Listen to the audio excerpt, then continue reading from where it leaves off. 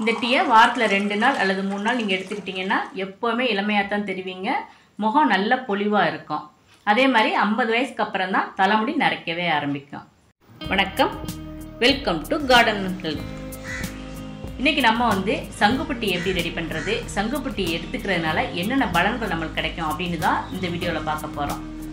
கெட்ட கொலஸ்ட்ரால் அளவு அதிகமாக இருக்கிறவங்க, கர்ப்பப்பை சம்மந்தமான நோய்களால் கஷ்டப்படுற பெண்கள், உடல் எடையை சீக்கிரமே குறைக்கணும்னு நினைக்கிறவங்க, தலைவலினால அடிக்கடி அவதிப்படுறவங்க, முக்கியமாக படிக்கிற பாடங்கள்லாம் மறக்காமல் ஞாபக சக்தி அதிகரிக்குன்னு நினைக்கிற குழந்தைங்க எல்லாருமே இதை எடுத்துக்கலாம். அதே மாதிரி குடல் புண்களை சீக்கிரமே ஆற்றுறதுக்கும் கல்லீரலில் கொழுப்பு படியாமல் பாதுகாக்கிறதுக்கும் இந்த டீ ரொம்பவே உதவும்.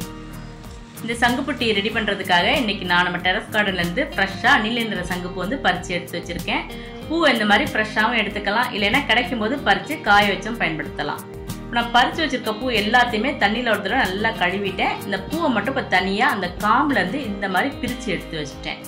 இந்த சங்குப்பூ டீ ரெடி பண்ணுறதுக்கு பூக்கு அளவெல்லாம் கிடையாது. நம்மள்கிட்ட எந்த அளவுக்கு பூ இருக்கோ அதை வச்சு நம்ம டீ தயார் பண்ணலாம். இப்போ உங்கள்கிட்ட 4 பூ இருந்தால் கூட அதை வச்சு நீங்கள் 1 கிளாஸ் டீ தாராளமாக ரெடி பண்ணிடலாம். டீ ரெடி பண்ணுறதுக்கு நான் ஒரு பாத்திரத்தில் 2 கிளாஸ் அளவுக்கு தண்ணி எடுத்து அடுப்பில் வச்சு சூடு பண்ண ஆரம்பிச்சிருக்கேன். தண்ணி நல்லா இந்த மாதிரி சூடானதுக்கப்புறம் இப்போ எடுத்து வச்சுருக்க சங்குப்பூ எல்லாத்தையும் இதில் சேர்த்துக்கலாம். இப்போ ஒரு கரண்டினால நல்லா அதை கலந்து விட்டுக்கலாம். தண்ணி நல்லா இந்த மாதிரி கொதிச்சு வரும்போது நம்ம அடுப்பை உடனே ஆஃப் பண்ணிடணும். அதுக்கப்புறம் இதை ஒரு மூடி போட்டு மூடி ஒரு 2 நிமிஷம் நம்ம அப்படியே ரெஸ்ட்டில் வச்சுருக்கலாம். அந்த 2 நிமிஷத்துக்குள்ளேயே அந்த பூக்களோட சத்துக்களும் அந்த பூவோட கலரும் தண்ணியில் நல்லா சார்ந்து வந்துடும். பூவை அப்புறம் நம்ம தண்ணியிலேருந்து வெளியே எடுத்துடணும். இந்த மாதிரியும் நம்ம எடுத்து வச்சுக்கலாம். அப்படி இல்லைன்னா ஒரு வடிகட்டி மூலமாக நம்ம வடிகட்டி தண்ணியை தனியாக எடுத்து வச்சுக்கலாம்.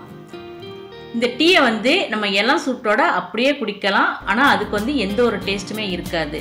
ஆனால் இது கூட நம்ம கொஞ்சமாக எலுமிச்சை சாறு அப்புறம் கொஞ்சமாக நாட்டு சர்க்கரைலாம் சேர்த்தோம்னா இந்த டீ ரொம்ப டேஸ்ட்டாக இருக்கும்.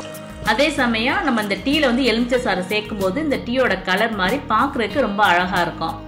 இந்த சங்குப்பூ செடி ஒன்று நம்ம வீட்டில் இருந்தாலே போதும், நம்மளும் ஆரோக்கியமாக இருக்கலாம், நம்மளை சார்ந்தவங்களையும் நம்ம ஆரோக்கியமாக வச்சுக்கலாம். இந்த சங்குப்பூ செடி எப்படி வளர்க்குறது, எப்படி பாதுகாக்கிறது அப்படிங்கிறலாம் நம்ம அடுத்தடுத்த வீடியோக்களில் பார்க்கலாம். ஆரோக்கியத்தை அள்ளித்தரக்கூடிய இந்த சங்குப்பூவை வச்சு நீங்களும் அடிக்கடி இந்த மாதிரி டீ ரெடி பண்ணி எடுத்துக்கோங்க. இந்த வீடியோ உங்களுக்கு பிடிச்சிருந்ததுன்னா GardenNHealth சேனலை சப்ஸ்கிரைப் பண்ணுங்கள். தேங்க்ஸ் ஃபார் வாட்சிங்.